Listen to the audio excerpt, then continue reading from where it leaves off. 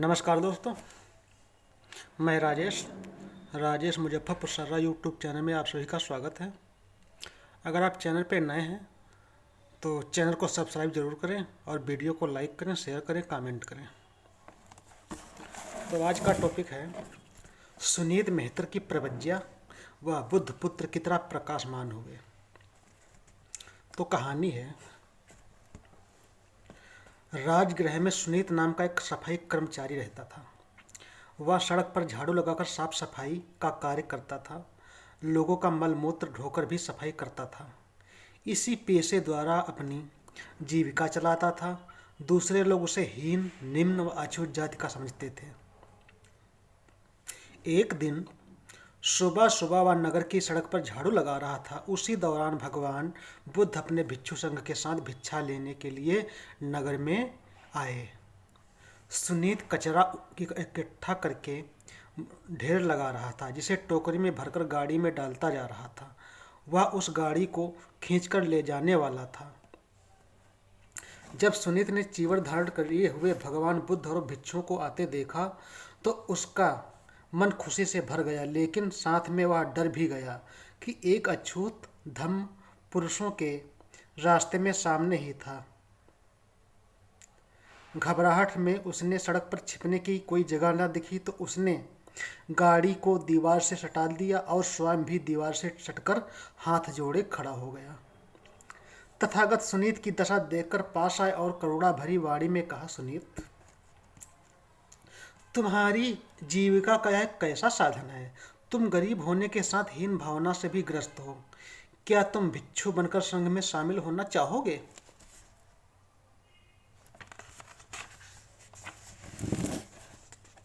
सुनीत को ऐसा लगा कि जैसे किसी ने उस पर अमृत की वर्षा कर दी हो। वह बोला, जिस संघ में भगवान बुद्ध हैं उसमें मैं कैसे आ सकता हूँ? वह बुद्ध के चरणों में गिर गया और बोला, भगवान, आप मुझे इसी समय संघ में शामिल कर अपनी शरण में ले लीजिए।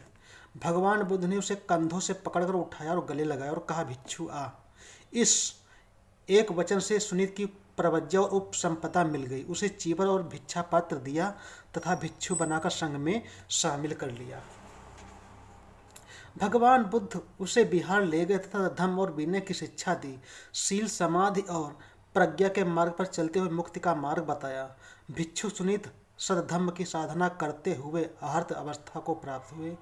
एक रात ध्यान में उन्हें तीनों अभिज्ञान प्राप्त हो गए और पूर्ण मुक्त अवस्था प्राप्त की।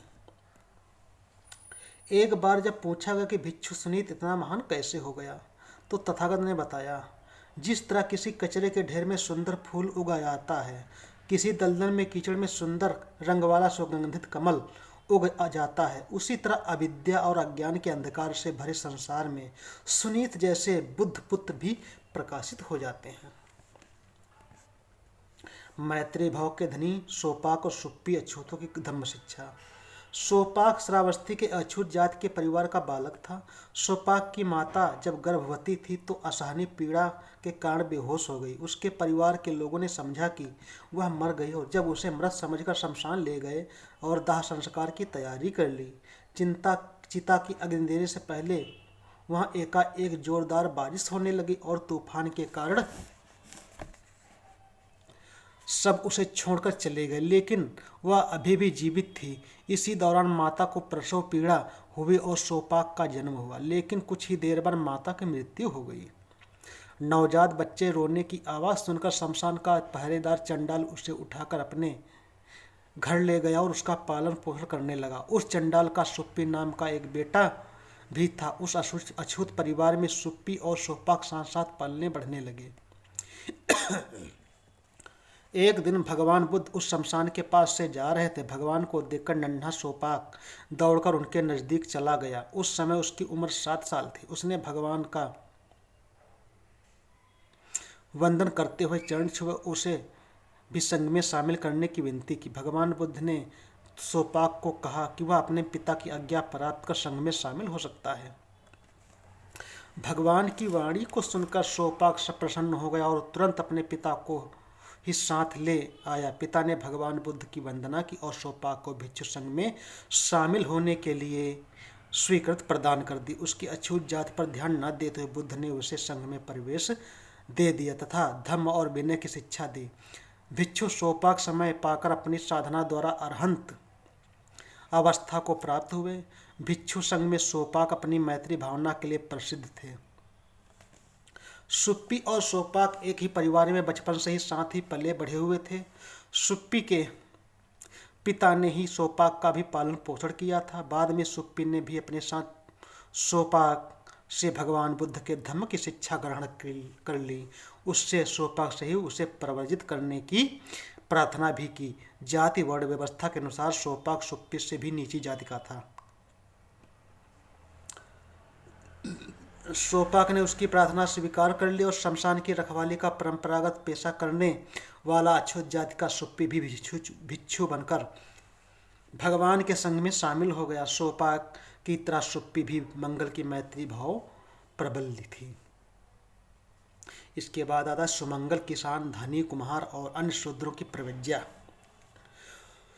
सुमंगल सावथी का एक किसान था। दराती हल और कुदाली से खेती बाड़ी करके अपनी जीविका कमाता था।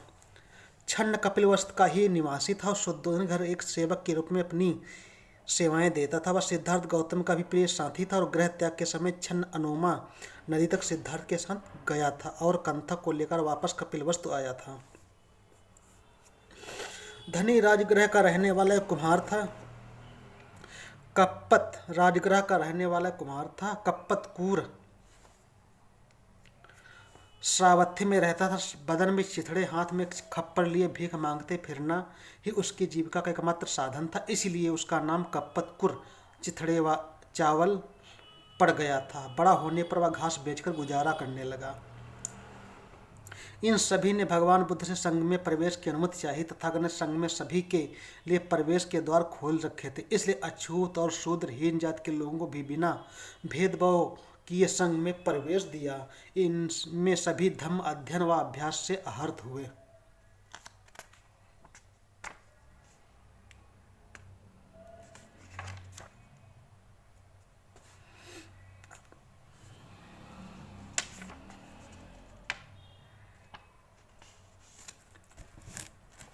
इसके बाद अगला टॉपिक है महाप्रजापति गौतमी यशोधरा व 500 स्त्रियों की प्रवज्ञा।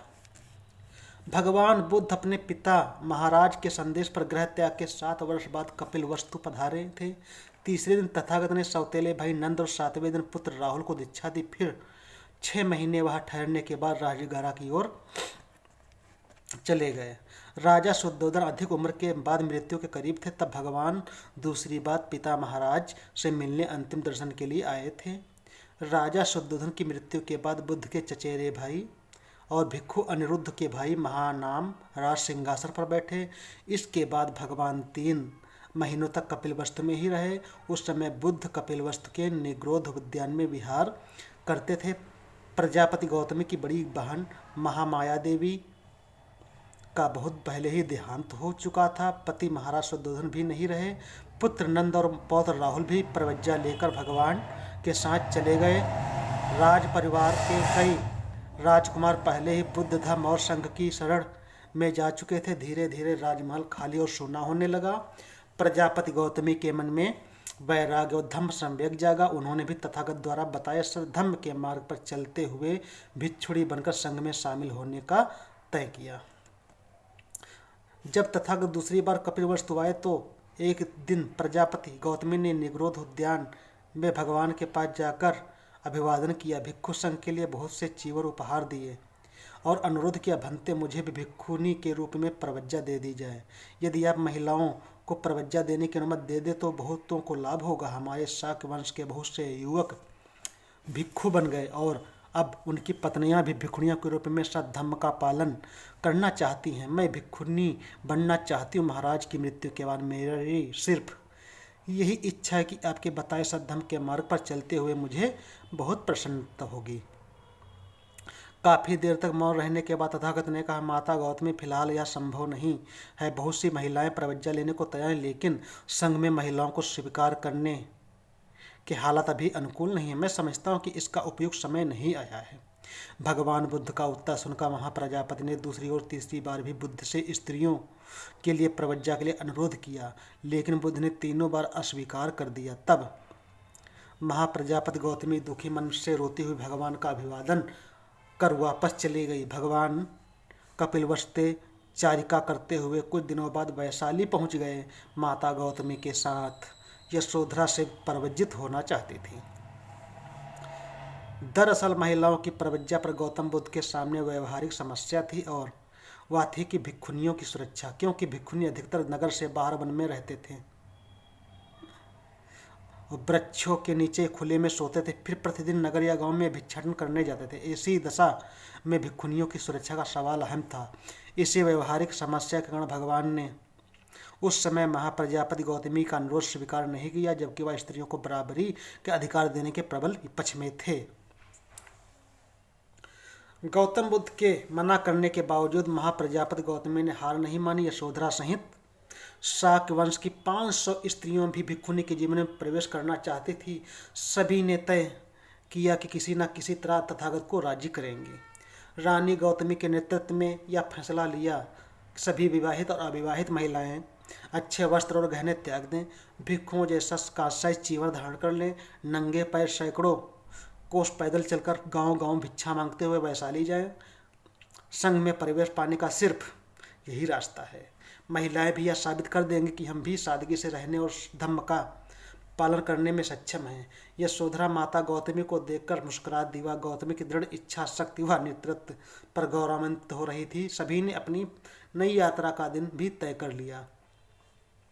उन दिनों भगवान वैशाली के महावन के कुटारगार शाला में विहार करते थे। माता गौतमी 500 शाक्य स्त्रियों के साथ सिर मुड़ाकर कांसाय वस्त्र धारण कर वैशाली के महावन कुटारगार शाला पहुंची। कई दिनों की लंबी पैदल यात्रा के कारण उनके पांव सूज गए थे, शरीर पर धूल पड़ी हुई थी, आंखें आंसू से भरी हुई थी। वह दुखी मन से कुटागार शाला के द्वार पर खड़ी हो गई।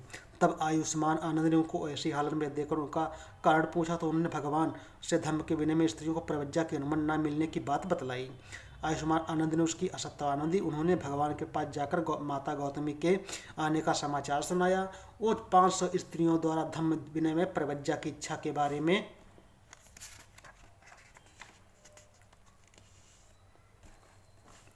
पूरी बात और कई दिनों की पैदल यात्रा के कारण उनकी शारीरिक पीड़ा तथागत को बताई।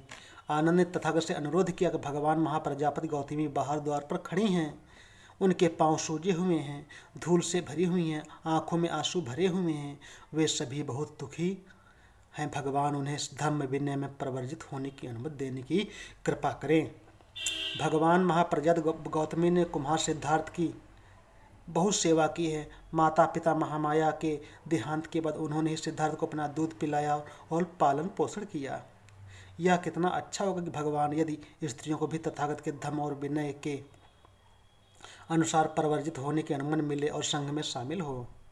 नहीं आनंद, फिलहाल हम स्त्रियों को अपने धम्म में प्रवर्जित होने की अनुमति नहीं दे सकते, अभी समय अनुकूल नहीं है। भगवान यह उत्तर सुनकर आनंद ने दूसरी और तीसरी बार भगवान से निवेदन किया। भगवान ने अभी तीनों बार उनकी बात को स्वीकार नहीं किया। भिक्षु आनंद को लगा कि बुद्ध स्त्रियों के लिए धम्म विनय को सूचित नहीं समझ बता रहे हैं। उन्होंने अन्य तर्क के आधार पर फिर से निवेदन किया। भगवान आखिर आपके द्वारा स्त्रियों को संघ प्रवेश में प्रवेश देने की अनुमति नहीं देने का क्या कारण है? भंते, ब्राह्मण व उनके शास्त्रों का तो यह कहना कि शूद्र और स्त्रियां कभी भी मोक्ष प्राप्त नहीं कर सकते, क्योंकि ये दोनों पवित्र नहीं हैं, हीन हैं। तो क्या तथागत के धर्म में भी जाति, लिंग या वर्ग का भेद है? क्या यहाँ भी स्त्रियों को पुरुषों के बराबर अधिकार नहीं है? भगवान आपने तो भिक्षु संघ में ब्राह्मणों की तरह शूद्रोपेक्षित को भी प्रवेश देकर समानता का अधिकार दिया है, तो क्या स्त्रियों के साथ ऐसा भेदभाव करना उचित है? क्या तथागत के धर्म और विनय के मार्ग पर चलकर स्त्रियां निर्वाण प्राप्त नहीं कर सकती? अच्छा हो भंते, यदि स्त्रियों को भी तथागत द्वारा उपनिषद धर्म विनय में प्रवज्जा मिले। धम्म विनय में प्रवज्जित होने की इच्छा रखने वाली स्त्रियों को अनुमति नहीं देने से लोग हमारे धम्म की निंदा करेंगे। धम्म में समानता के मुद्दे पर सवाल खड़े किए जाएंगे। भगवान आप इस बारे में फिर से चिंतन मनन करें। आज के साथ इतना ही। अगले का पार्ट अगले वीडियो में। तब तक के लिए नमस्कार।